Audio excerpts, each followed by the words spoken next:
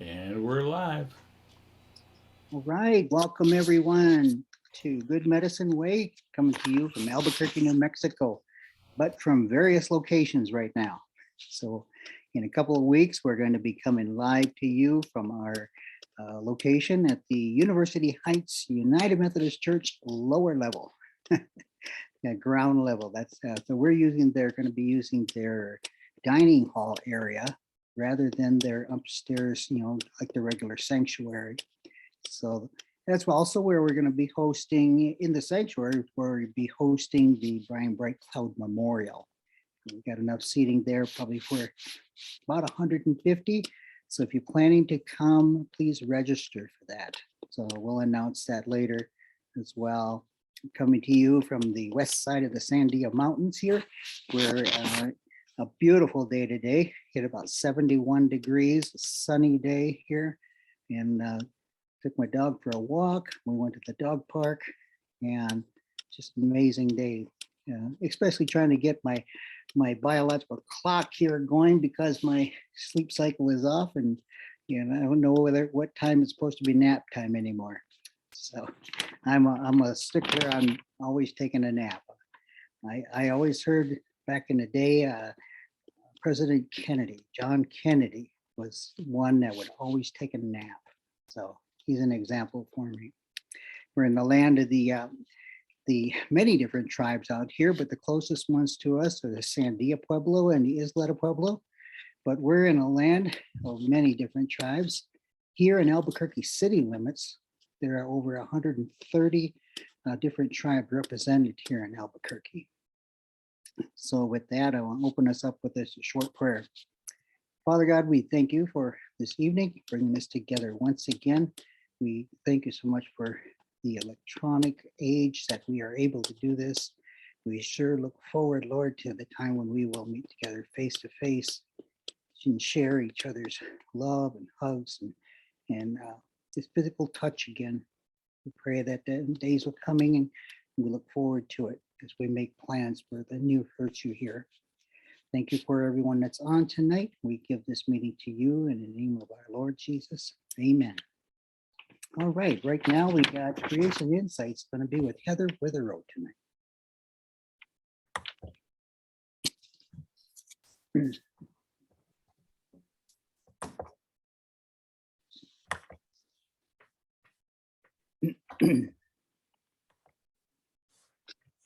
All right, everybody. A little echo there. Got it? Okay. It's nice to see everybody.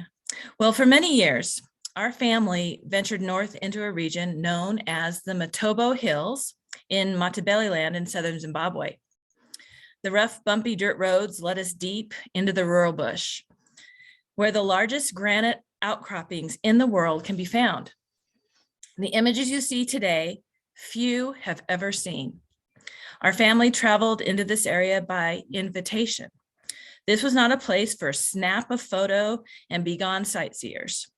It is a place for relationship with Creator and the Ndebele people who live in this amazing area. Now, to reach this area and stay in the Matopos demanded time, patience, and a forfeiture of often being connected from the outside world of social media, electricity, plumbing, and other comforts. It's not that we couldn't be connected.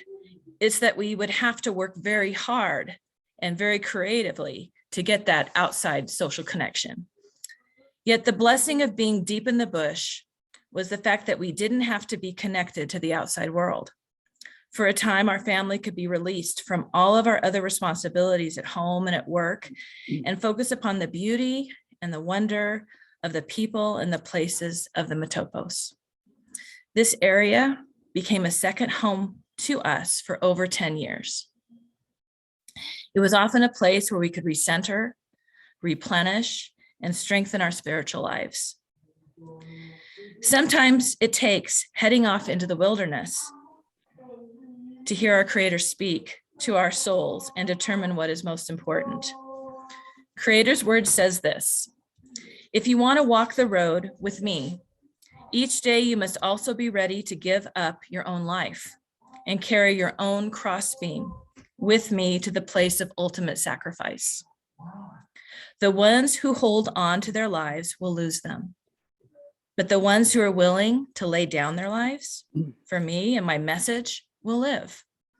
How will it help you to get everything you want, but lose what it means to be who Creator made you to be? Is there anything in this world worth trading for that? That's from the First Nations version, Luke 9, 23 through 26. It's Lent season right now. And as we journey through Lent, this time of preparation before Creator sets free death and resurrection, days of remembrance, I invite you to walk into the wilderness. Take the opportunity to quiet your schedule and your heart and unplug. Take time with Creator Sets Free and listen for his words of care, encouragement, rest. We all need that, right? Strength, mercy, love, and forgiveness. He's waiting for us. Very cool landscape there. You always do an excellent job, Heather. Just imagery.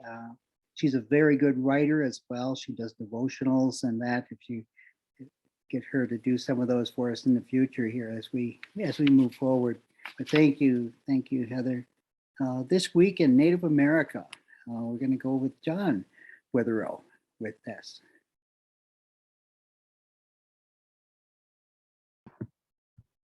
Well, that's really a tough act to follow. So as Yeah, so you guys can all understand why I say Heather is the talented one in the family. So if you guys remember, in November, we brought to the group's attention, and some of you have already knew that, about the appointment of the first Native American to the head of national parks, Charles Chuck Sams. And so Mr. Sam is a registered member of the Walla Walla and Cayuse Nations and part of the Confederated Tribes of the Umatilla Reservation. So he, this last week, had his first, I guess, official hearing before the House Committee on Natural Resources. And prompted by, I believe, and ordered by Deb Haaland and also the Secretary of Agriculture, Mr. Sam sat before the committee and voiced his intention to bring Native American nations to be more consulted in regards to what happens at national parks and bring them more on board with management of the national parks. And so he said, as of right now, there's about 80 agreements with different Native American nations throughout Turtle Island, well, the United States. And he formally proclaimed that his intention was there was going to be a lot more. And so we see the appointment, which we think was a milestone, but also now we're beginning to see a little bit more of his vision and what he's hoping to carry out. And it looks like that could be a really good thing for those that lost their lands to now be able to have more input, as well as more direct control and management of those lands too. So we give thanks to Creator for that. Right. And another good one there, John. Thank you so much. And as you know, as we move forward, we're trying to make people aware of the history of Native America and the new things that are happening among Native America as well. Some of them are very tragic, but some of them are very hopeful with the appointment of different people to, offices where they can make some changes happen. So really glad for that. And that's one reason that we put that into our order of worship here. So now we're going to move over to the Grovers with a song to share with us.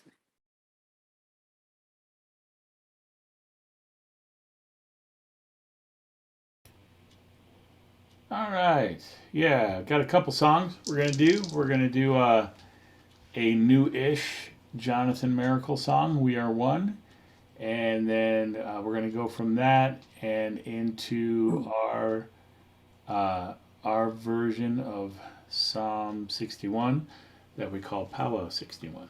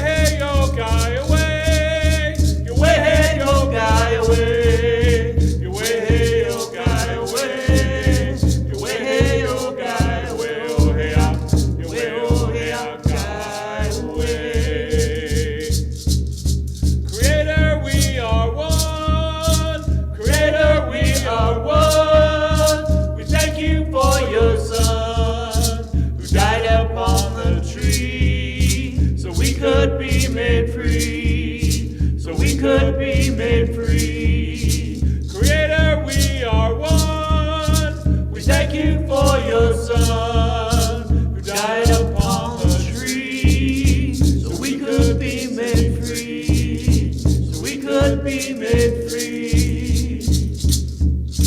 Your way, your guy away, your way, your guy away, your way, your guy away, your way, your guy away, your way, your guy away, oh hey, your way, oh hey, guy away, your way, your guy away, your way, your guy away, your way, your guy away, your way, your guy away, oh hey, your way, oh hey, guy away. For you we beat this drum, for you we beat this drum, for you we sing this song, we dance this dance for you, 'cause you are the Holy One, yes you are the Holy One. For you we beat this drum, for you we sing this song, we dance this dance for you, 'cause you are the Holy One, yes you are the Holy One. Your way, your guy away, your way, your guy away, your way, your guy away, your way, your guy away, your way, your guy away, oh yeah, your way, oh yeah, guy away, your way, your guy away, your way, your guy away, your way, your guy away, your way, your guy away, oh yeah, your way, oh yeah, guy away. Creator, we are one. Creator, we are one. We thank you for your Son, who died upon the tree, so we could be made free, so we could be made free. Creator, we are one. We thank you for your Son, who died upon the tree, so we could be made free, so we could be made free.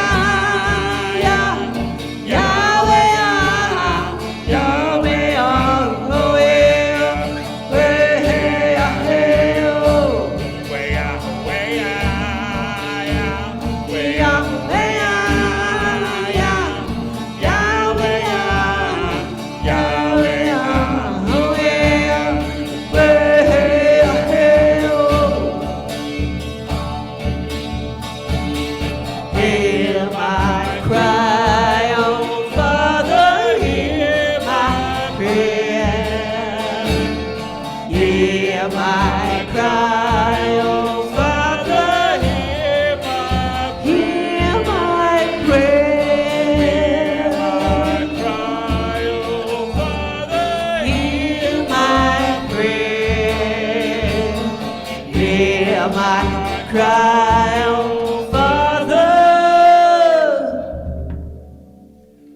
and let me dwell in your tent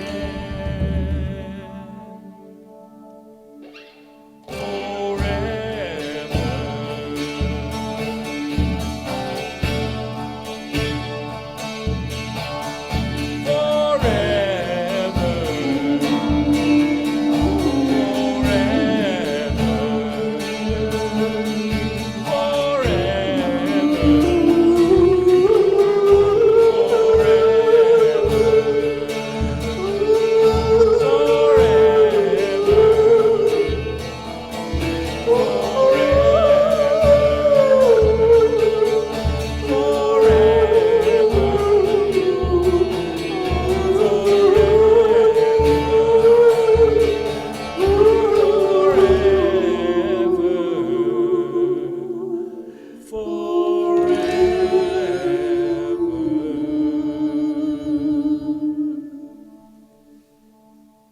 Amen. Amen. Thank you, guys. Very good. Very nice. Uh, if you're new to our program here, you'll notice that no songbooks that we have, no hymnals. We're working on creating a new repertoire of music for a new generation of Native ministries. So we got a lot of good help with Cheryl Bear, Jonathan Miracle, and several others that are out there giving us some good tunes. And Brian and Leah are great at creating new versions of those too. So, kudos to them. They're doing a really great job. So I want to get it over to Heather Jim right now, and she's going to take us through announcements. Hello all. My announcements are with the offering. You can find that on the Facebook group at the top where it says announcements. And we're actually having a lot of events in April. So those are the dates that I have. April 11th is the Native Passover. It's more of bringing in Native elements into the Jewish Passover. And April 18th is the Resurrection Fire, as opposed to the language that the church uses, because I know a lot of different people, especially Native people, are traumatized by those wordings. So we would like to have words that really represent what those things are. And April 23rd, of course, is the Brian Bright Cloud Memorial Service. It will be on a Saturday, and more information will be coming out for that soon for those that wish to join us. April 25th is the Jonathan Miracle Concert. And again, I believe that one's supposed to be in person and outside. So if you're in the Albuquerque area, please join us. Hope to see you there. And just, seeing you in person would be crazy too. And I think that's all I might have. I don't know if there's anyone else who has an announcement. If you do, you can jump in right now. All right. Yeah, just to note, at all of the events that she just mentioned here are all going to be in person as well. So we're also going to be doing our virtual. So if you're not in the area, you can always connect. We're going to keep this going because it is a great way to reach out to folks. So Brian is a great one at putting that together. Really appreciate all his help on that. So it's going to be a challenge because some of the events are going to be very big. We're going to be meeting outside for one of them as well for the fire, and hope you can join us on those.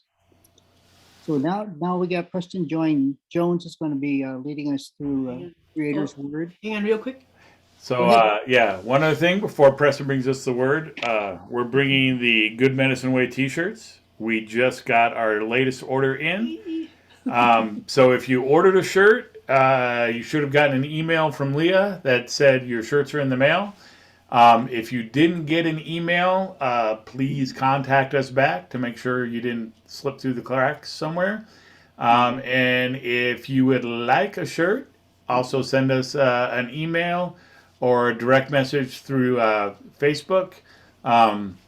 We do have kind of a limited supply, but more than we had before. So we hopefully can accommodate everybody. But yeah, so if you ordered shirts, your shirt should be in the mail, and you should have gotten an email to tell you that. If you didn't get that, please contact us right away so we can make sure we get you covered. And if you're interested in a t-shirt, let us know. All right, thanks. Yeah, when we first put our picture out there that we had the t-shirts, we got bombarded with everybody saying, I want one, and we weren't ready for it at that time. So we went ahead and ordered, like they said, and now we have many to send out to you all. And if these all go, we'll probably reorder again to make sure everybody can get one who wants one. So let's turn it over to Preston now. Thank you, Casey. Scriptures reading today will be from the Old Testament. So we're going to be reading out of NIV today, since the First Nations version has not come out with the Old Testament yet, but in the near future it will. First, the scripture reading will be from 2 Chronicles 7:14. If my people who are called by my name will humble themselves and pray and seek my face and turn away from their wicked ways, then I will hear from heaven and I will forgive their sins and will heal their land. Second reading is from Genesis 50:20. You are intended to harm me, but God intended it for good to accomplish what is now being undone, the saving of many lives. The word of the Lord. Thank you, Preston. And now I'm going to take a little minute to introduce our speaker.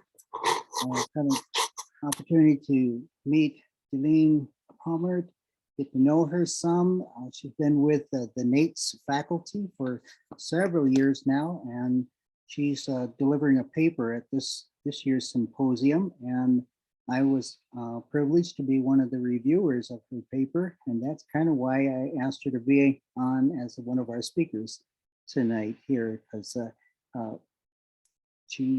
I chose to read her paper because it deals exactly with what we're dealing with here in the urban setting with Native American people, especially in a city here of almost 147,000 natives only in the Albuquerque city limits. And then you have Rio Rancho that I believe has around 30,000 more natives. And then within an hour and a half drive, we got over 100,000 natives just within our vicinity here, but a great population of urban natives. So I'm going to turn it over to Delene and let her introduce herself a little more. Thank you. Go ahead. Hi, everybody. So let me see, I'm trying to think where to start. So first thing to let you know is I'm a student in the Master's of Theology program at Acadia Divinity College, which is up in Nova Scotia. And I'm out here in Seattle, so I do all my schooling online. And I'm close to the end of my second term of my first year in the program. And so took out time to be with you all from working really hard on doing an exegesis on Psalm 65, and just got word from my professor that actually he was going to change things up and make it so that instead of doing 2 more exegeses, we only get to do 1, but he didn't include my psalm in the selection. I'm like, what? So anyway, so I sent him an email to see if I could still keep on working on 65 because I've been doing it for a week now. So I know it pretty well. So that's a little bit of me. I'm a little bit older for going back to school, but I'm loving it. And I'm married for 34 years to a guy called Daniel. And we have two sons who are college age, both going to college. Jed, whose goodness, he was born in, oh my goodness, 1998. So, and then Elisha was born in 2001. So they're in their 20s now. Let's see, I'm a twin sister and one of 5 kids, where we were 5 kids born in about 3 years. So my parents had a lot of fun all at one time, taking care of kids under the age of 3 for some years. So let's see. I'm also Blackfeet and a mix of Irish and English and German. And that's what I'm talking about today, is being mixed race. So I have some questions to ask everybody. I wanted to start with that. So, what I wanted to see, and I guess one way we could do that is have you all raise your hands, either raising them or doing the thing down here with the reactions, whatever works for you best. And that's thinking about mixed people. We were talking just a little while ago, some of you were talking about the Tuvan people with the Scythian genes and how they look a bit different from the other Tuvan people. And I was like, okay, yeah, it's all around the world. So I'm wondering how many of you can relate to being of mixed ethnicity. You can raise your hand. Yeah, okay, good number there. Okay, thank you. Next thing is, how many of you are living right now in the US? Most all of you are, yeah? Anybody in Canada right now?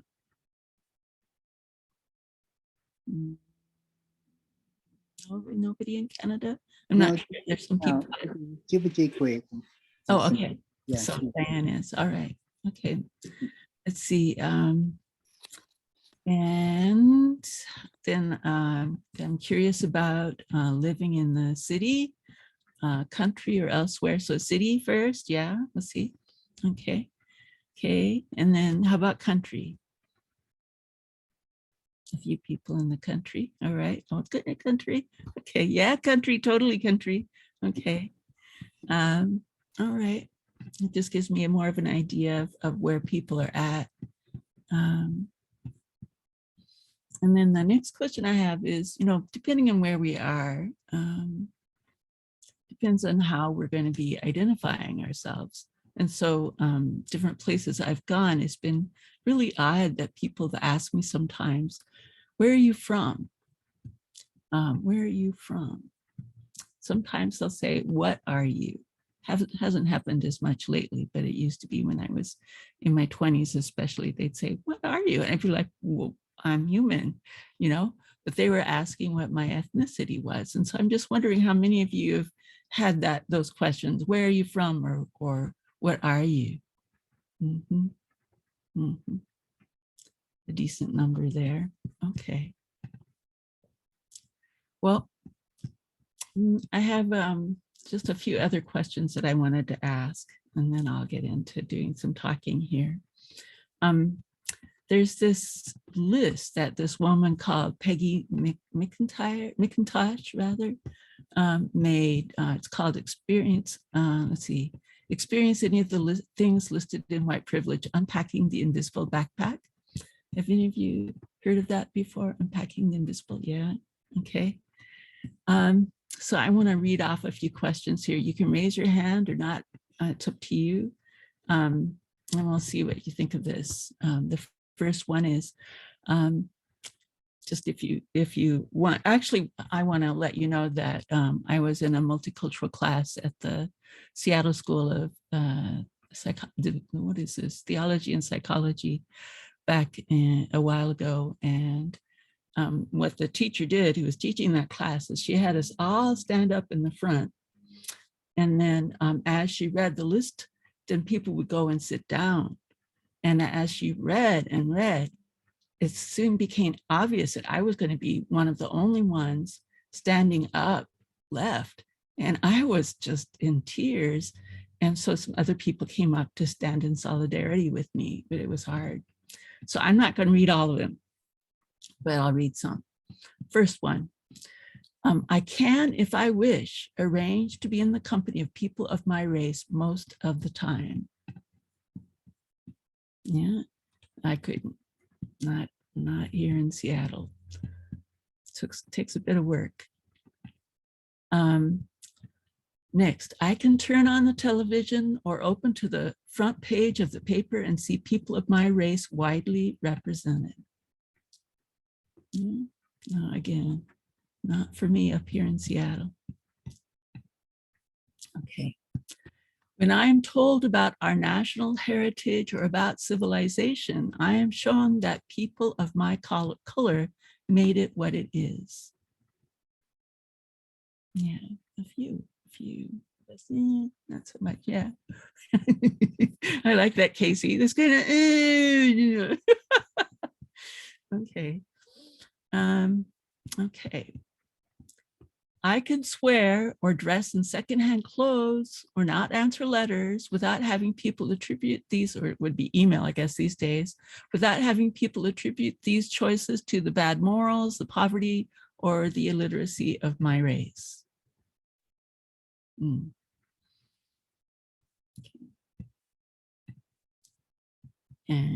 one more.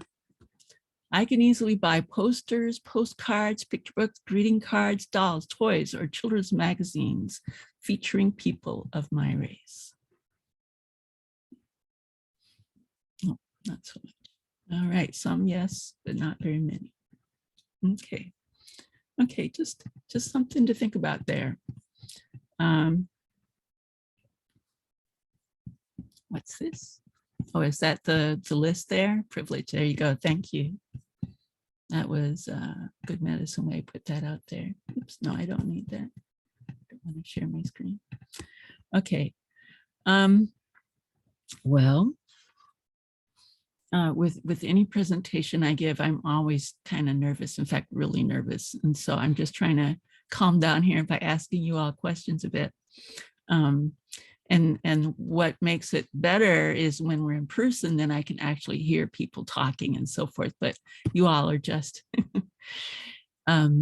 quiet because you got your sound off, and so you know that's kind, because it would be a little bit confusing for everybody to be noisy in the background while I'm talking. But I miss it. I miss hearing everybody. So what I want to do is just start like how when I was presenting the paper back at the NATES Symposium, is just acknowledge the Duwamish people. They're the people of Seattle here. Acknowledge that this is their land and they are graciously making a way for us all to be here, for us people in Seattle to be here. So I thank the ancestors and the Duwamish who are here with us today. And then the next thing is to acknowledge, like what I was pointing out to you all, is that I've been a person who has struggled with issues of identity, in part because I'm a twin, but also an identical twin, actually, but also because my twin sister and I were different from the rest of our siblings. So we were darker skin, darker hair, and slightly darker eyes. One of my sisters had brown eyes, but she had the fairer skin and the blonde hair. And then the rest of my siblings had blue eyes, and Ruby and I have kind of yellowish brown eyes. So that Ruby's my twin sister. And also most of my life, since I was maybe about 13, at least maybe a bit younger, I've known that I was Blackfeet, and didn't know what to make of that for a long time, being Blackfeet and white.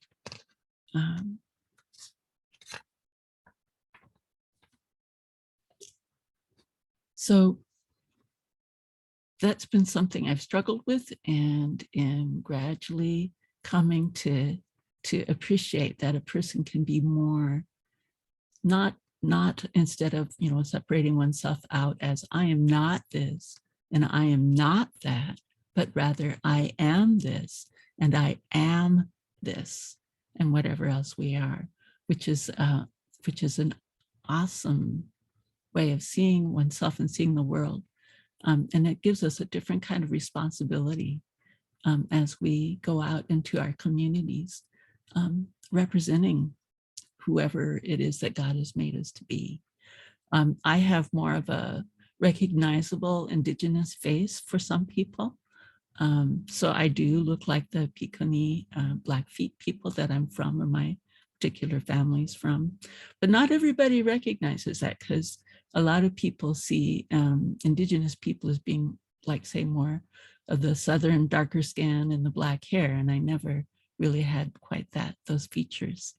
I'm just look like where I'm from, which is, my group is from, like, say, well, up in Canada area, kind of where Canada and the US meet. Come on, Montana area.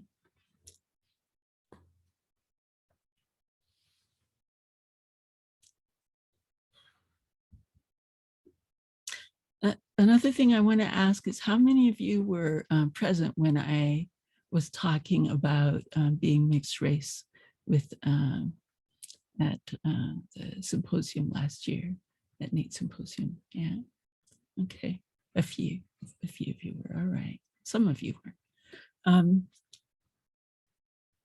So I was trying to think if I wanted to go over much of the facts that I put forward there. And I'm thinking, let's see, how much time do I have, Casey? Lots of time. Oh, Yep. We've had people go for hours. Yeah. I don't have hours. I got to get back to my papers. So we'll see what I can give you now. You're a student all the way. Oh, I know it. I love researching and writing. It's so fun. Okay, I'll work and do whatever feels best. Thank Yeah, you. you can go over a half an hour. Okay. So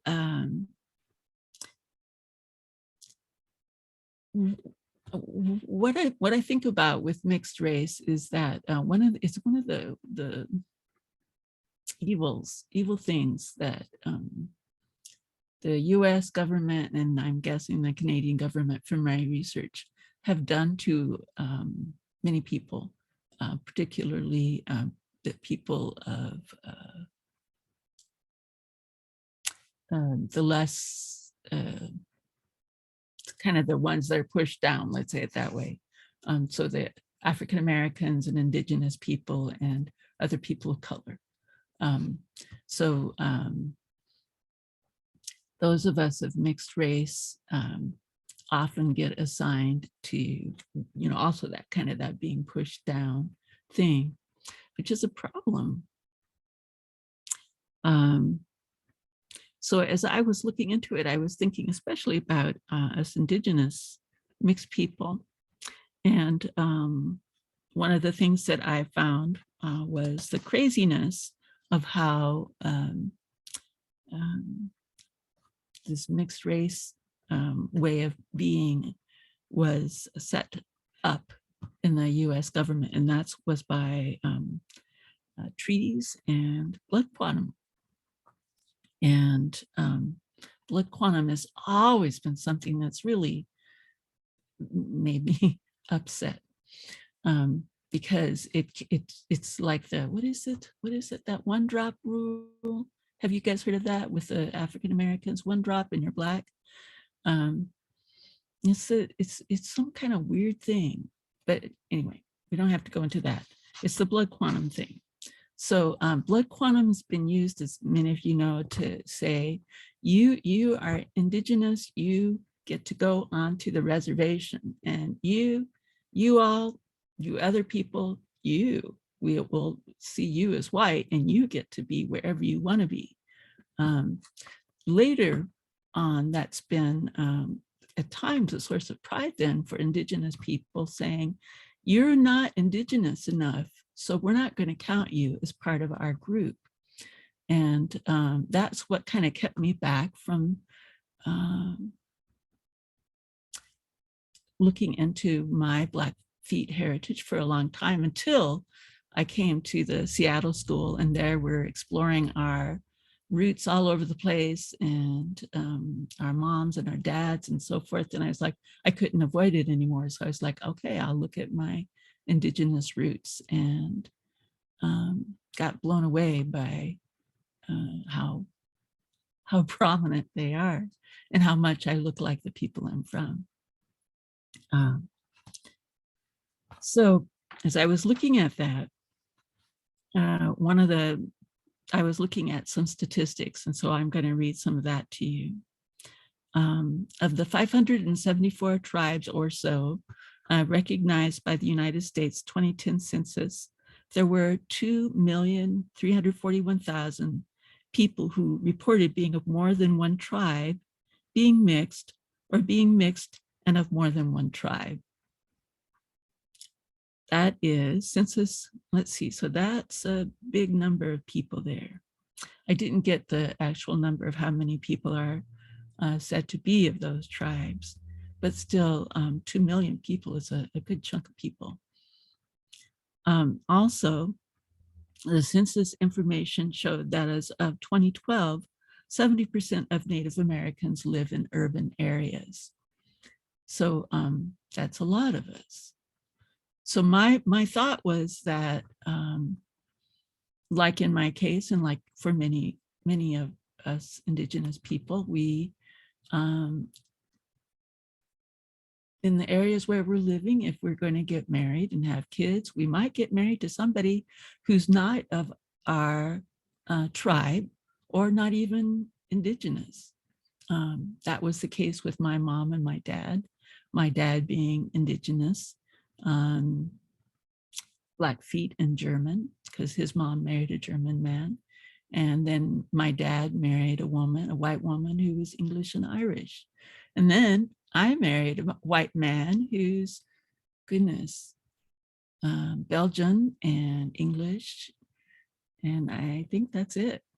And so it's like, you know, we don't have a lot to pick from sometimes when we're out there and looking around, you know, as far as, you know, were there any Blackfeet people when I was growing up in my 20s when I was going to get married? No, there weren't. Not any Blackfeet, and not, as far as I could tell, any Indigenous people either. That's normal. So the likelihood of mixed race Indigenous people is probably going to be continuing to grow, because there's more white people or other people of other colors as well than Indigenous people here in the US. It's a fact. So I was thinking, okay, so so this was a problem for me. I wonder how much of a problem it's going to be for other people too, to be mixed.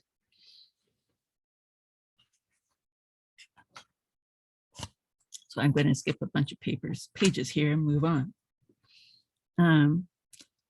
Part of the problem for some of us in being mixed is that, for instance, for myself, I lost my land, I lost my culture and my values, I lost my ancestors and my elders, I lost my language, my stories, my instructions, and I was usually seen as an outsider in pretty much anywhere I lived. So that's a lot of loss to live with. Not all of us have experienced that, thank God, but a good number of us have.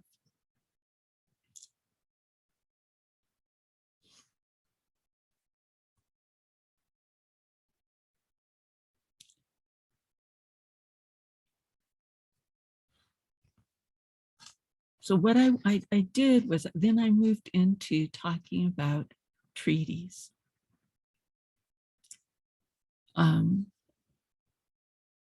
There was the Indian Appropriations Act of 1871. That was a big one. It wasn't a treaty actually, but it was an act in which the United States government declared Henceforth, no Indian nation or tribe shall be acknowledged or recognized as an independent nation, tribe, or power with whom the United States may contract by treaty. So in other words, the United States government decreed that there were no Indian tribes or groups, and therefore no indigenous people of the United States, which is really, oof. You've got something there you want to say, Diane? What year was that again? That was 1871. Thank you. Yes, that was the Indian Appropriations Act of 1871. So something you can look up there. I got this information from a number of places. One of the really great resources for me was this was an article by Sarah Pruitt, Pruitt. It was called, I'll say it slowly, so some of you are writing it down or typing it. Broken Treaties with Native American Tribes, timeline. That was put out by history.com in 2020.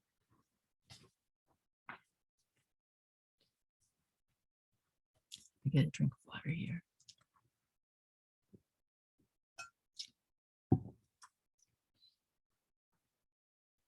Okay. The next big thing was something called the Dawes Act in it was established in 1887. And this was a big deal. The Dawes Act made it so that Native Americans were allocated plots of land from between 40 to 160 acres, with the remainder of a whole bunch of land that the Native American people lived on, that was about 60 million acres, being handed over to European American settlers. About 20 years later, the government decided that it could sell off lands of anyone who was less than 50% indigenous blood. How they decided that was they didn't have records because indigenous people didn't keep records of who married who and stuff like that. So, so they called in physical anthropologists, and they judged who was indigenous or not by how curly their hair was, how big their feet were, and how large their heads were. Yeah, no, I'm like, I'm not sure. Would I be counted as indigenous? You know, I'm not sure. I mean, was it the big heads that were the indigenous people or the thin heads? I do not know, you know, because it didn't say, but it makes me wonder. So that was the Dawes Act. And then, you know, based on these just totally random things, that led to the tribal rations issue rolls, which we still have today. And still, you know, people say, are you on the Dawes roll or Dawes thing? And if your family isn't, then you're not considered to be part of the tribe. I'm like, whoa, this is serious. I didn't know that. It was just based on these random things. That is so stupid, isn't it though? I mean, like, you know, I mean, like, yes, it's so stupid. Yes, for sure. So, okay, man, I do get angry at these things. Yeah, so this role is still used today to determine who and who will not be accepted into their tribes. Further, between 1871 and 1921, this is in Canada. I'm not sure if it's relevant, but it might be, just to know what else is going on just north of us, at least north of me, since I'm right there in the border, kind of. Canada signed 11 treaties with different bands that, with the Indian Act, led to immense loss of ancestral lands and greater restrictions for Indigenous peoples and half-breeds. So this was going on in the Americas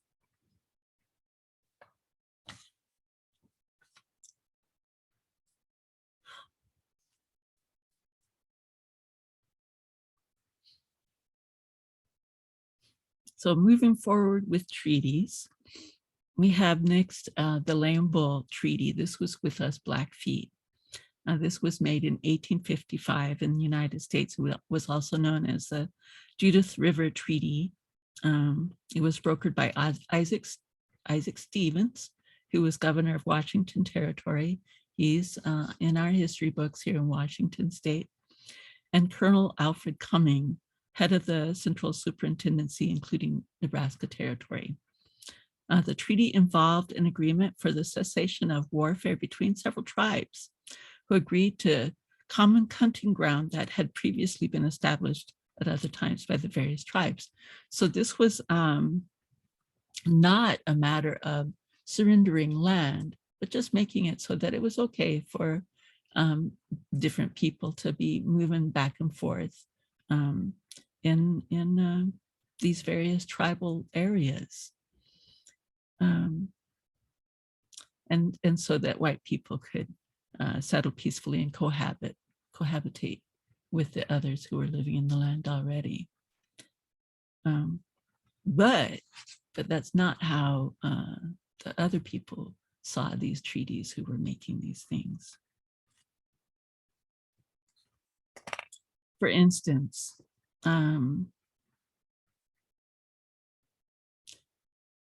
there was another treaty called Treaty 7 in Canada that the Canadian and Blackfeet people got together and made so that the Transcontinental Railway could go through Blackfeet land. But it wasn't a matter of selling off land. It was a matter of just saying, yes, you can come on through. However, it wasn't seen that way by the white people. Instead, what I keep emphasizing as a student, as I'm writing my papers, is us Indigenous people tend to see things in terms of relationships. And so we make it a point of saying, I'll be in relationship with you and I will have I will agree to this thing with you. That's what they were doing back then, is saying, we'll be in relationship with you. This is a good thing. And it's good to be in relationship with you, but it wasn't a matter of selling land. Sadly, though, the land got taken away. So that was what I was thinking. So we were talking about treaties at NAITS. And so that was a lot of my thinking about how treaties were affecting people, Indigenous people, as well as the Blackfeet people in particular.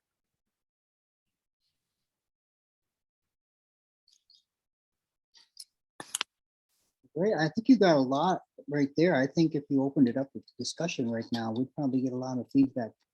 Okay, let's do that. Different ways, because all of those, yeah, because I carry a pedigree card to show that I'm yeah. How many you carry a travel card?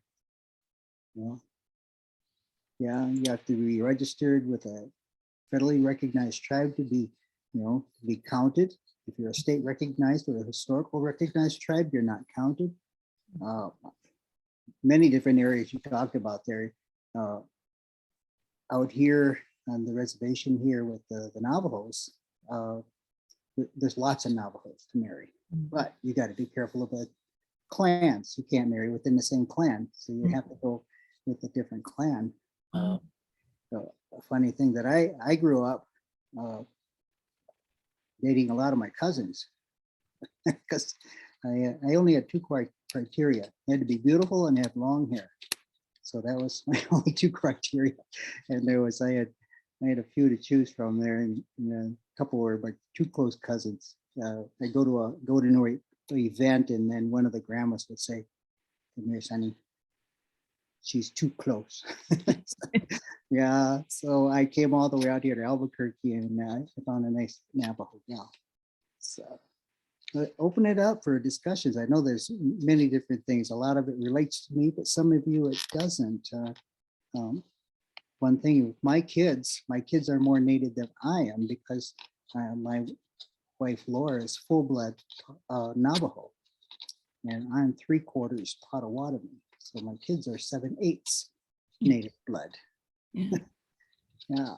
So, but one thing about the blood quantum is it was kind of enacted. I read somewhere, I can't think of where, but enacted so that you continue to marry out of your lineage, your tribe.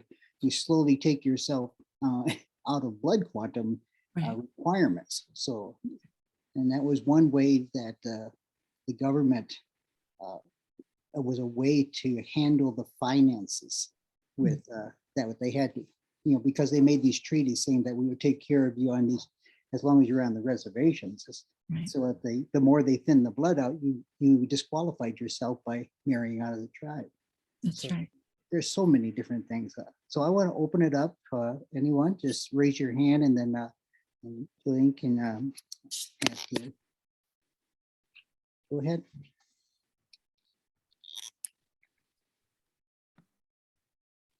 Okay, yeah, Diane? If I missed it, I apologize, but did you say that you grew up Blackfeet? No, I didn't grow up black. I mean, of course I was Blackfeet, but I didn't know the what how culture. I was different. Yeah, until I was like 12 or 13, and then it was like, oh, okay, that explains a few things. Yeah, But you grew up in the white culture. right. But at 12 or 13, someone explained to you that you had this overabundance of Blackfoot blood, or explain that more. Sure. No, I just found a picture. I was going through my mom had a bureau, and in the bottom drawer was a whole bunch of pictures. And I was just looking, and I was like, whoa, what is this? And it was a headshot of a woman with native regalia. And I saw my dad was in the living room, and I took it to him and said, who is this? And he said, that's your great grandma, your great great grandma. And we're Blackfeet. And I was like, serious? So that was the first I knew as to why. I mean, all of us, my siblings and I, had the same genes, but my twin sister and I were the ones who looked like the Blackfeet people. The rest of them were blonde haired, blue eyed, all that. So I didn't hear a lot more about Blackfeet until I started doing research in my 50s.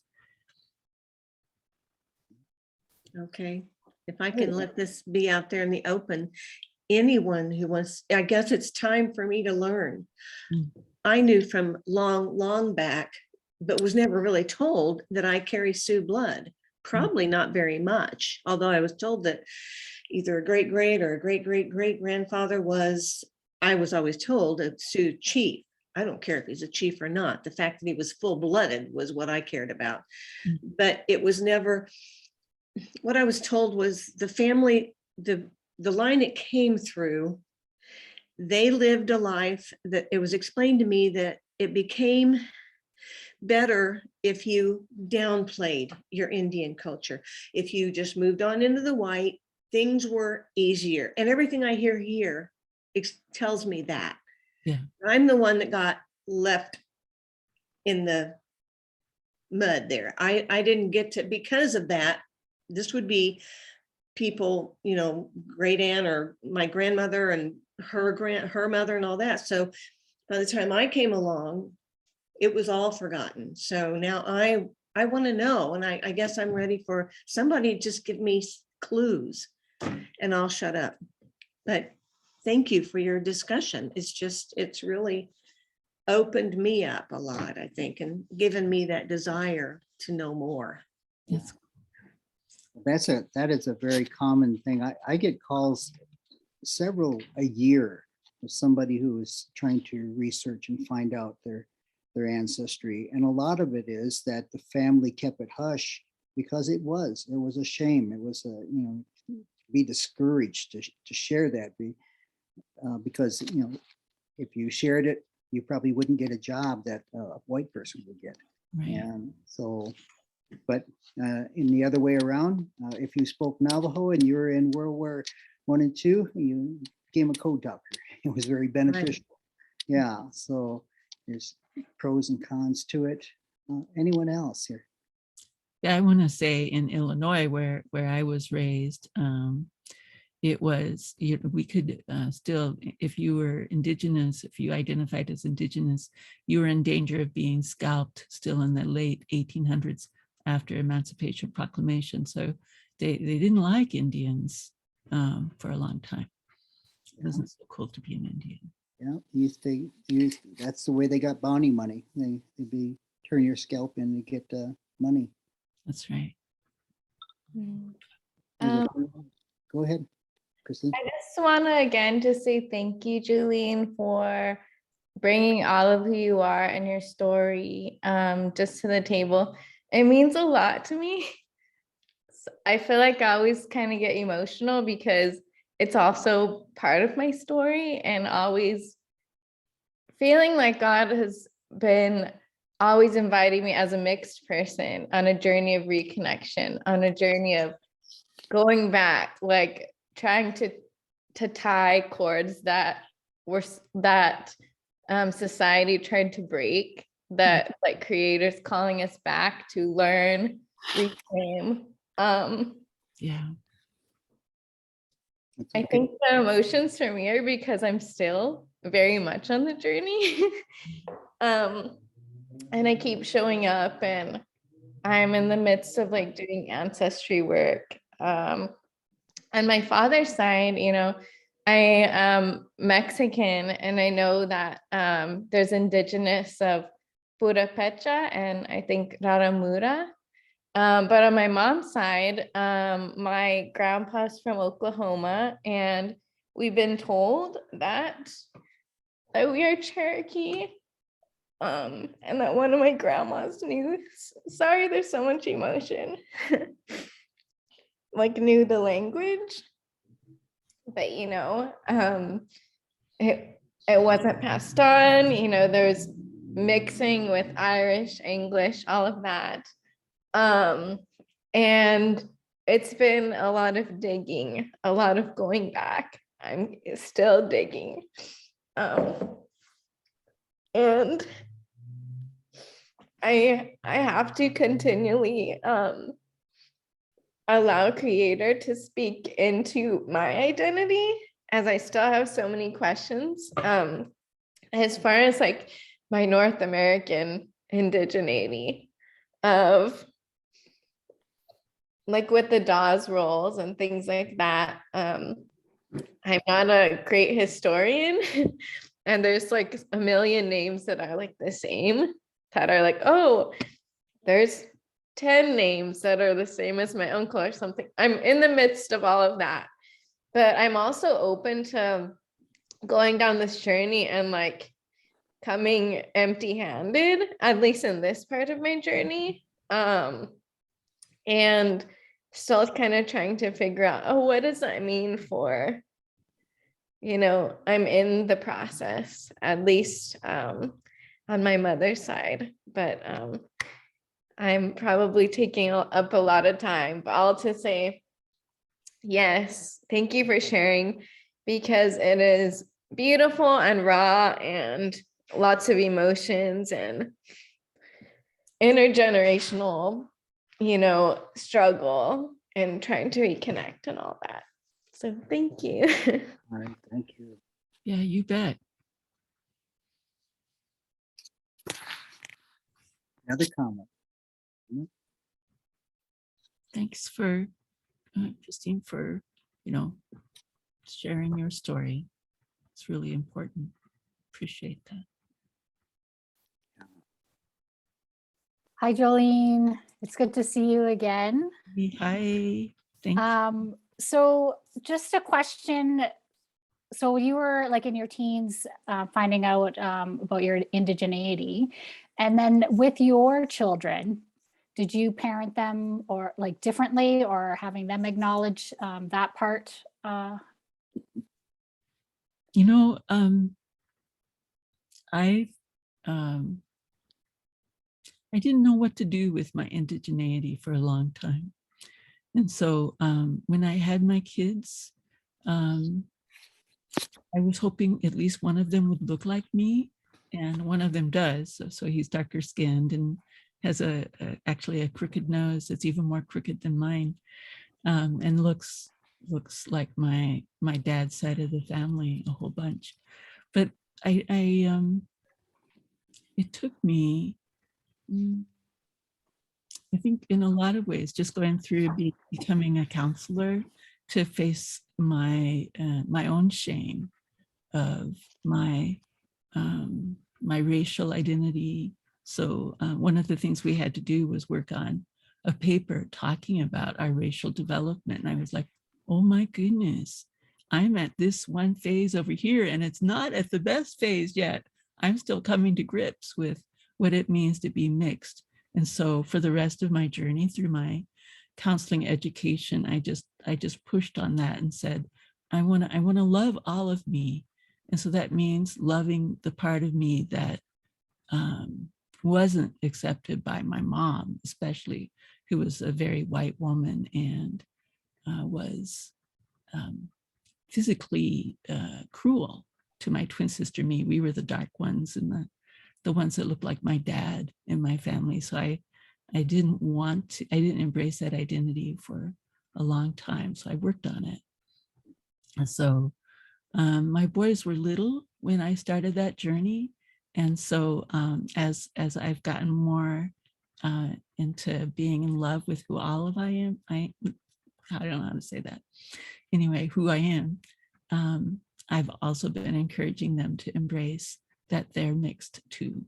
So at first, when I would tell them that, they were like, I'm not mixed. I was like, wait a minute. Yes, you are, because you're from me and I'm mixed. So you can't help it. This is just part of your life. So, let's talk about it. So we've been talking about it. They're in their 20s now, so they're a lot more used to it. But when we started, they were, oh goodness, maybe 12, 13, just like I was actually, and thinking about these things. It's funny, I'm a quarter British, and I can trace my British roots to the 1300s. And, I'm married to a Navajo gal, and our cultures, our people are 1,500 miles apart. It's a cross-cultural marriage. Just because we're both native doesn't make us that we're so similar. Yeah, we are very dissimilar in our cultures and our languages. So, but that's not a disgrace. It's, people see my kids, we raised our kids to be, know their culture from both of our heritages. And so all of them grow up knowing Christ, but also knowing that they're native, and they carry themselves in a very proud, regal way. And that's one thing that we're proud of with our kids. They grew up, we raised them all in cradle boards until they were 9 months old. And then we taught them how to dance, taught them the ceremonies, how to be respectful in community, and just sharing that. But I didn't, and my wife, we were both raised in a church. I was raised Methodist, she was raised Nazarene, but both from a white Western colonized approach to Christianity. So where inside the church, we couldn't be who we were outside the church. And so we adapted a way of living in two worlds. But it wasn't until I got into my teens that I took knowing who I was as a Native person very seriously.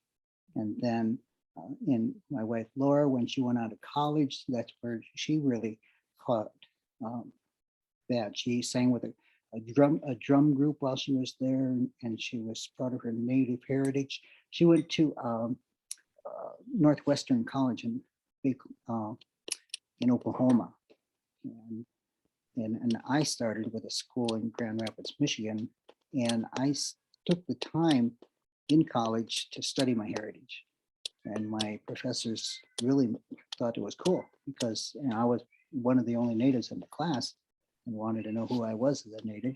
So I spent my summers studying our native religions, and wrote papers on them. So that's enough for me, but anyone else there?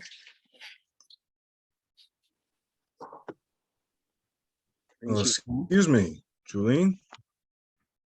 Hi, yes, thank you very much for sharing. I hope that I heard you correctly. did you say that your mom was very hard, if not cruel, on you and your sister because of the way you look? And I want to know, was there ever any reconciliation between y'all and her, or did she ever repent from that? Yeah, she did actually, close to the end of her life. She acknowledged that she'd been a lot harder on Ruby and me. And she said that, you know, she didn't even have to look at me to make me cry. I mean, she didn't have to spank me, other words, to make me cry. All she had to do was look, and that she was sorry that she beat on me. I mean, it wasn't like, you know, she was just slapping me around or stuff like that. She was pretty heavy duty spanker kind of person with, you know, the pancake flipper or whatever, but it was still, it was too much. So yeah, she apologized and was sorry about that. So I was like, wow, thanks, Mom. Because I used to be afraid of her, you know, when I was a kid. So Did she acknowledge why she had that kind of animosity or resentment towards not you all? so much, Because, you know, as I was thinking about it later, I'm sorry, I interrupted. I should let you finish. well, no, I was just wondering, like it's great that she apologized, but I'm wondering, did she ever, with that apology, did she ever explain why she was that way towards you? Why she had that kind of resentment for you and your sister looking Native? She didn't. So and I didn't, you know, I was raised to not question my parents. And so now that I'm, you know, I'm like 60, if she was still alive, I'd go to her, she'd be in her 80s, and I could say, hey, Mom, you know, I've wished that I could, you know, that what was going on? But I know that she was pretty prejudiced against people of color, and that she used to call my dad's family just those bunch of Indians and my grandma a squaw, and she didn't say it in a nice way. So so she was prejudiced, and she was a white English Irish woman from Nebraska, but she had some relatives who were indigenous up in that area that she knew a little bit, and she didn't like them. And so I'm thinking that she had some negative experience with some of them as well. So I think she didn't know exactly that my dad was indigenous when she married him. He was just tall, dark, and handsome. And then when she got around his family, then it all came out. Because they met up in Minneapolis, Minnesota, and married up there. And then my dad's family is from Illinois, and my mom's family is from Nebraska. So I grew up in Illinois, so my mom had a lot of opportunity to hang out with dad's family who were indigenous, were alcoholics, and ran around on their wives and stuff like that. So they were, you know, they were who they were. Peoria, Illinois, you were in my neck of the woods over there. So yeah, my tribal people are from the South Bend, Indiana area. Just yeah. There was something else you were wanting to say. Yeah, someone else. Oh, I see there, Joe. Joe, go ahead. Hey, Jolene. I don't remember if you, or I don't know if you remember me or not. We were hanging out in Nanaimo for a while with Ray at a healing school thing that he was doing. Oh, I'm not sure there about that. Okay. I don't think I was there. Was that Ray? Ray Aldridge? Yeah, no. Let me see. It would be.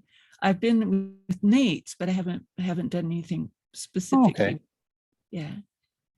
So anyway, I'm very grateful for your words and your you. story. They're very healing and much appreciated. So maybe I don't have a question, but I just really but a thank you. Yeah, for sure. I used to think that I didn't have, you know, I think of myself as somebody who's not all that special, which I don't, you know, I'm not all that special. I'm just who I am. But then, you know, when I would tell my story to people now and again, they were like, whoa, you should write a book. And I was like, serious? Who wants to hear my story?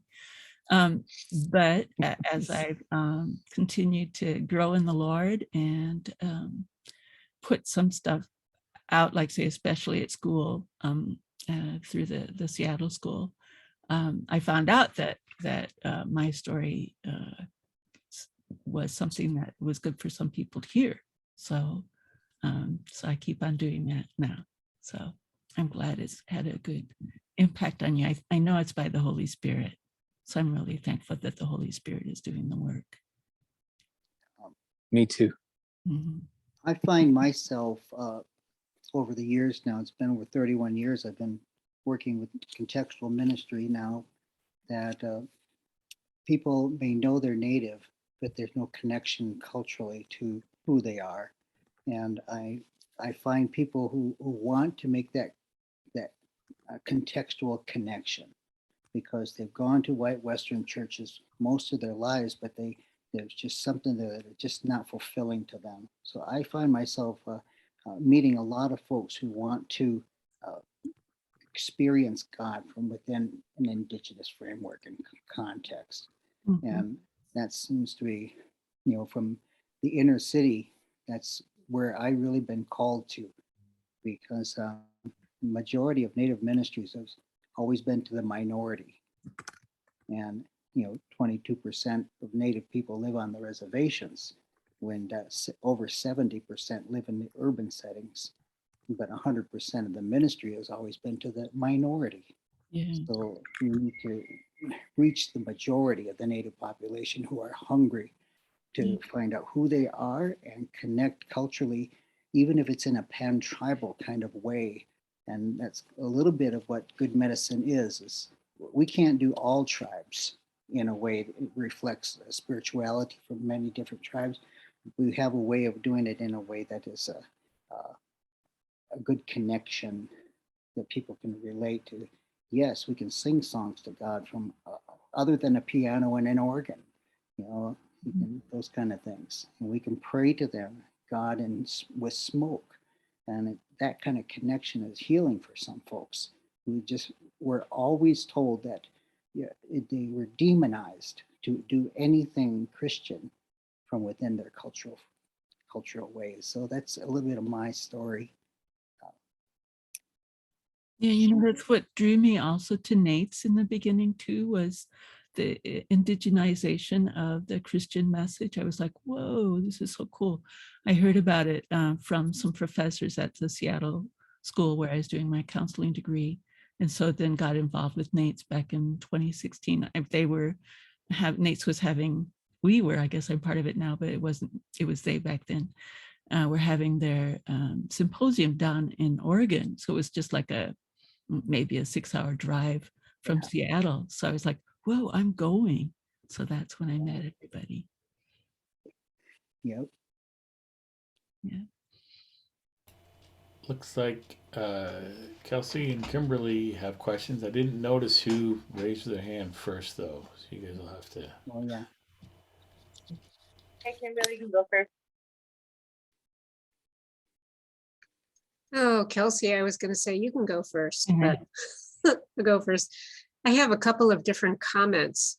I remember being at a powwow, gosh, maybe about 15 years ago. And one of the Native men there was very vocal about never enrolling in the tribe, because he wasn't going to allow anyone to tell him he was Native. So that was interesting to me at the time. Mm-hmm. And over the years at powwows, they're just such a wonderful place to talk with other people. I remember meeting an Indigenous woman who said she always told everyone she was Italian instead of Indian.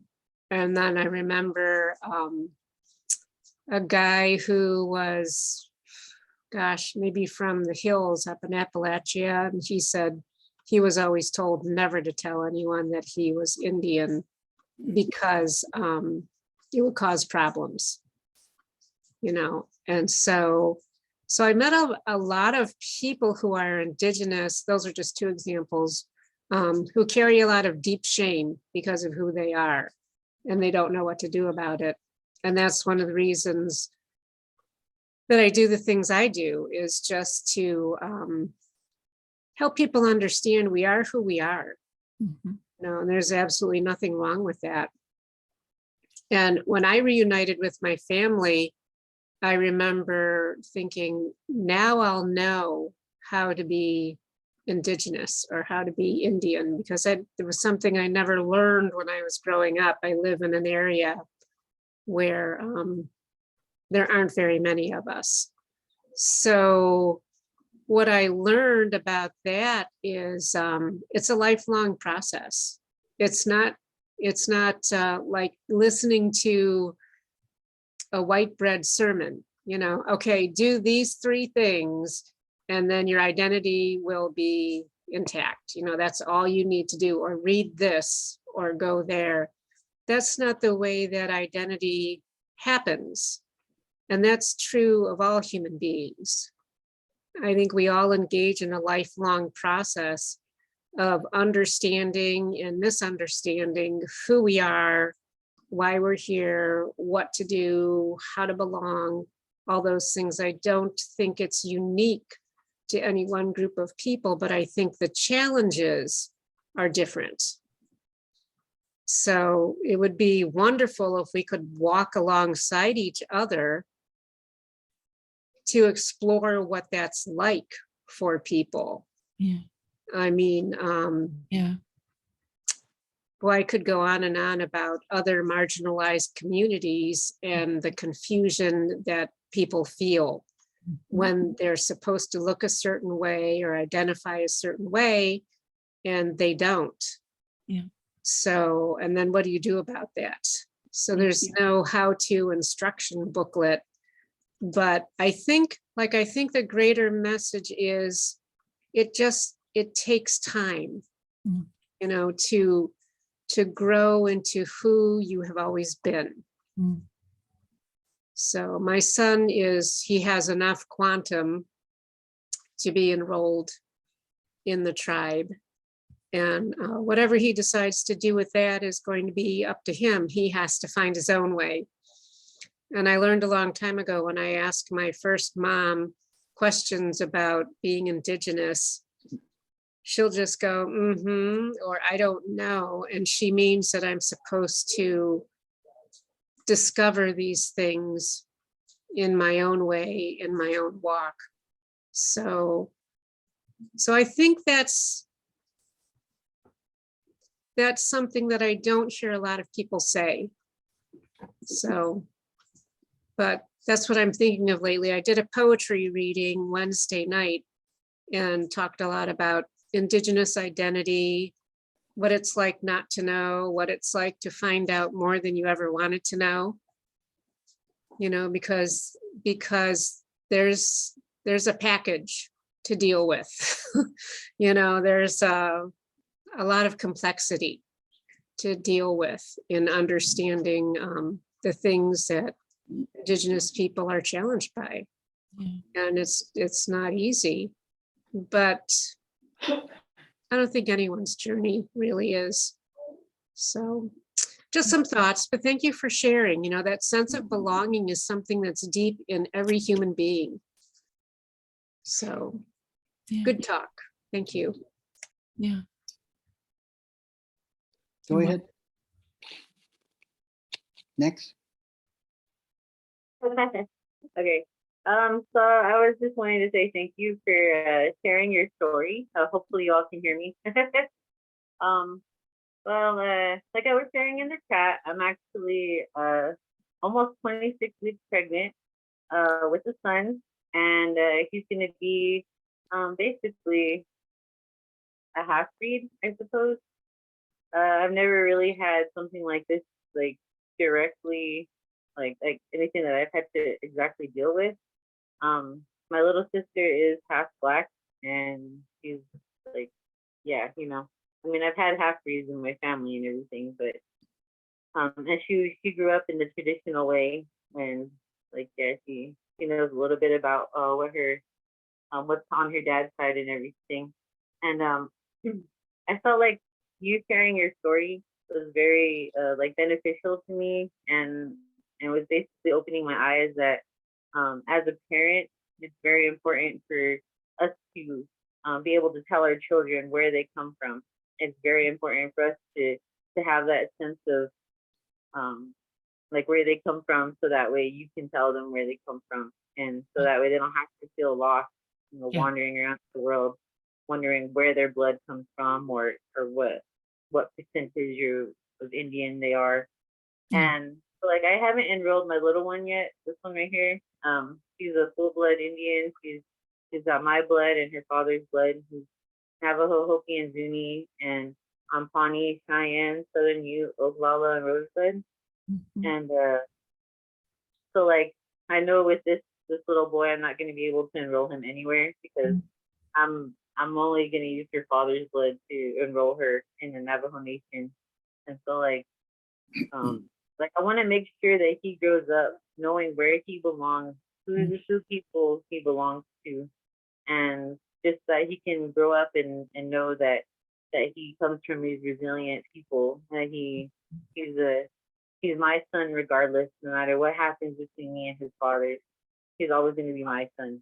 So I want him to know that these are the strong people he comes from, and I want him to pass it on to his children, no matter who he decides to fall in love with and have babies with. Like, I want them to know. It's important for my children to pass down where their traditions, what I teach them, what I tell them, you know, what my family shows them and everything. It's really important for like the village, the village to raise a child. It's really important for the village to be able to tell the child where they belong and how they belong in it. And like, yeah, your story really like kind of resonated with me in this way, because like I said, I'm gonna have a baby, and he's gonna be not just an Indian. He's gonna be part white, part Hispanic. So like, if his father doesn't really know what kind of white he is, Yeah. he doesn't really know what kind of like where his Mexican lineage, like their tribes and stuff like that. He doesn't know that either. So it's going to be a process for me to learn, but I definitely would be able to tell my baby that this is where you come from, this is your people, and don't be afraid to show it. So, but yeah, so I just want to say thank you for sharing your story, and it really resonated with me in this way. And it's really important what you shared, because the generations coming up, we're all going to be intermarrying with different ethnicities, and when our babies are going to be feeling like they don't belong somewhere, but you just need to, as a parent, tell them where they belong. It's very important to tell them that. So I just want to say thank you. And yeah. Yeah, you're so welcome. Yeah. It makes me think of some things like being able to say, I am this and I am that. You know, how important that is to be able to say I am instead of saying I am not, you know? It's the difference there, being able to celebrate that we are who we are, like what Kim was saying as well. Someone else? Can I just share one thing with Kelsey? Thank you for sharing, and congratulations. I think one thing, because you were saying that your son's going to be Native and also Latino, just like as someone that carries those in me as well, something that I feel like Creator keeps reminding me, and I need to remind myself, is sometimes in my journey of indigeneity, I have to remind myself that the only thing that separates those journeys, I don't have to segment myself, because it's just like a socially constructed border that separates like this indigenous people group from my indigeneity in America and my indigeneity in Mexico.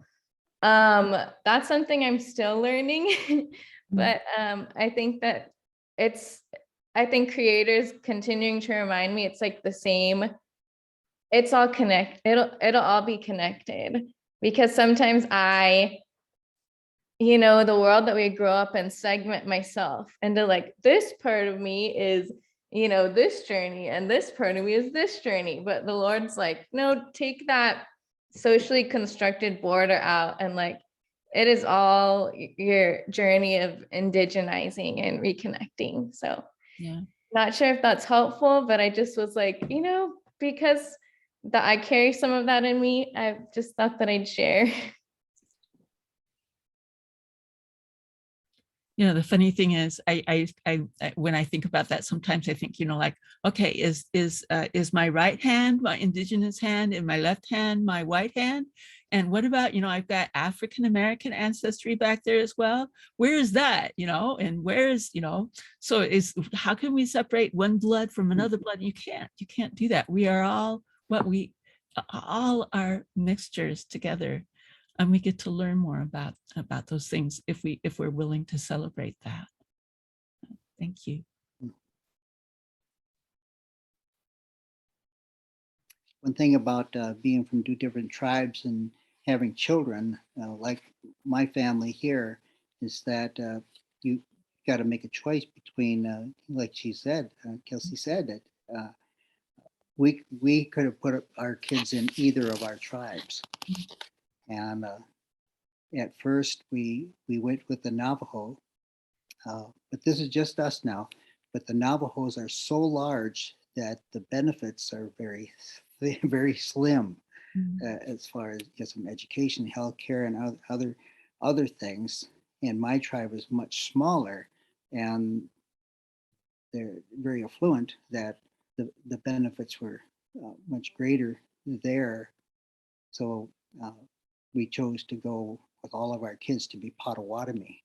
And the resources were better there, even though Indian Health Services can go to any First Nations person that's federally recognized here in the States. That's but education and housing and benefits, and even myself as an elder in my tribe, I get a little stipend for being old. Yeah, so it's good to be old sometimes.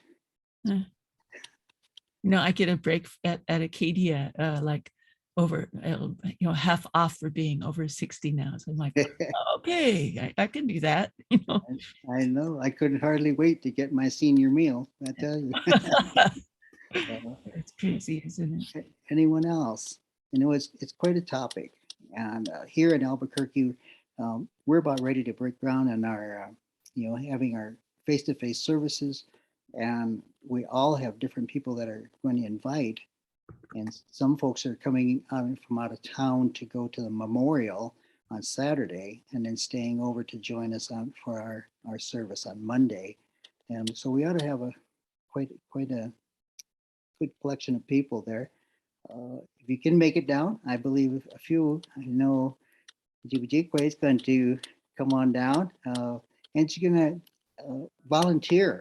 For one thing, is that we have a group of people coming in for the memorial, but we're such a small group that I've asked people to come and help us out with the arrangements that we need to do and help. So she's going to help us out there, and I'll make sure I put her to work. So don't leave anyone out. If you got another comment, that'd be okay.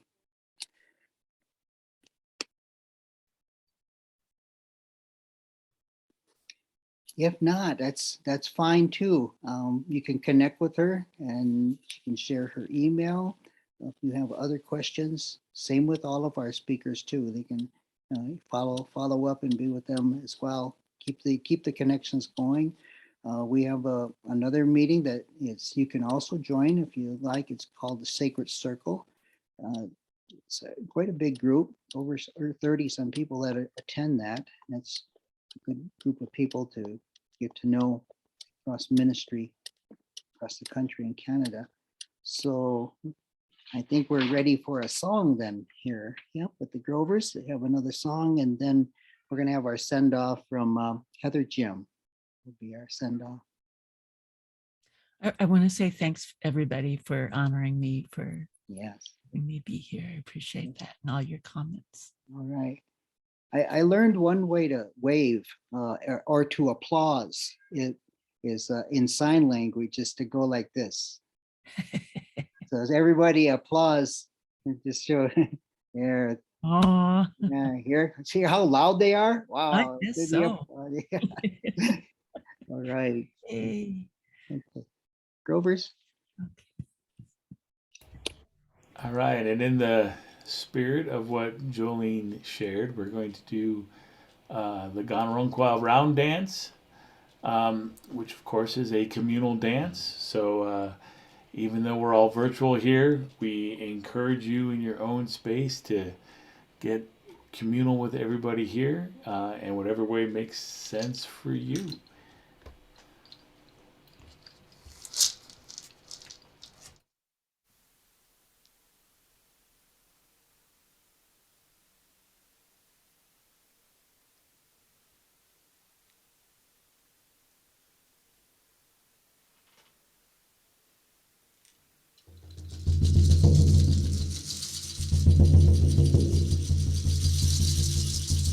Yes, sir. Ganaronqua. Yes, sir. Ganaronqua.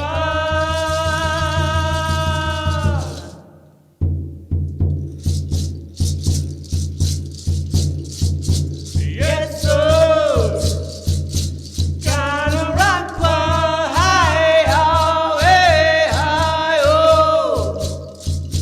Yes, sir. Gotta rock fire,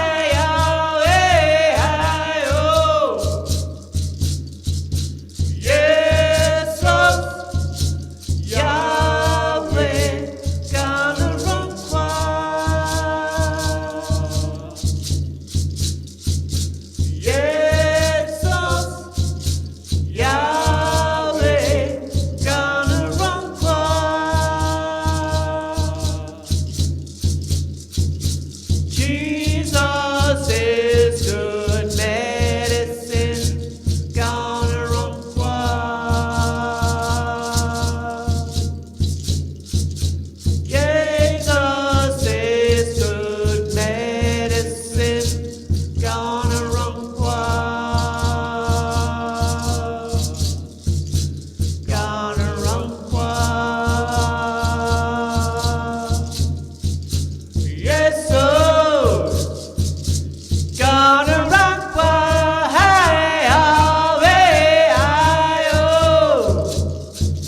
Yes, sir. Gonna run far.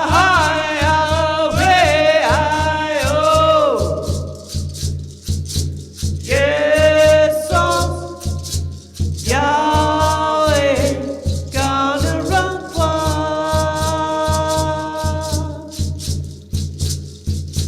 Yes, sir. Yahweh, gonna run far.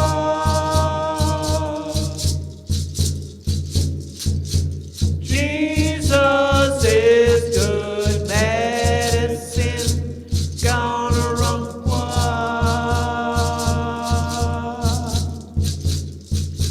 Jesus is good medicine, gonna run far.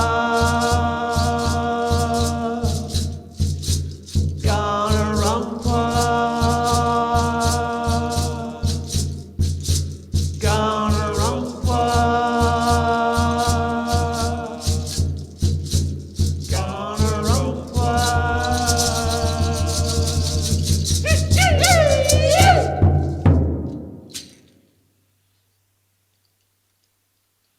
Very cool. Thank you, guys. So Heather Jim, would you send us off in a good way? Sure. And I also am gonna be praying. Dear Creator, thank you for all that you have done for us today. in this moment, in this time, where our stories interconnect and they meet. I thank you that there are relationships and ways and just people that we are going to meet that are going to be beneficial to us on our walk with you. So I just pray, Lord, that Julene's words are protected by you. Her story is protected by you. And I just pray a blessing on her for sharing so vulnerably about who she is and where she comes from, because that's been that hasn't been honoring to our people for a very long time.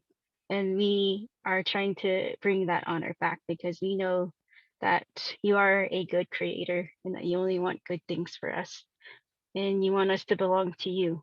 So I just pray, Lord, that anyone here that feels like they don't belong, Lord, let them feel like they belong to you, because you welcome everyone, even when things seem crazy. So I just pray for all of that. And thank you for the women tonight, Lord. Thank you for their leadership and the steadfastness and all the things that they go through to make them who they are. And I thank you for that strength. And so blessings to you all. I hope that you have a great week and that your lives are be more enriched. And I'm so grateful for all of you here and all these relationships that are here. So thank you and have a good night and have a great rest of the week. All right. Thank you very much. You're welcome to stick around for a little bit. This is after coffee hour now. Time to visit a little bit before we close out. So if you need to leave, you can step away. If not, stay on and we can visit a little bit. Say goodbye to the live stream. See you live stream. See you Bye-bye, Facebook live next stream. week. Bye, live stream. Right.